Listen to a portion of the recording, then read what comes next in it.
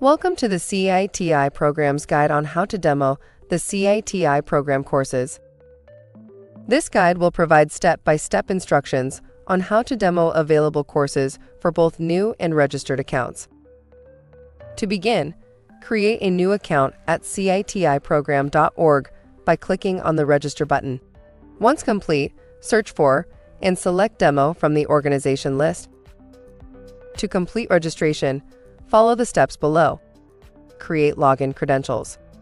Provide account information such as name, email address, etc.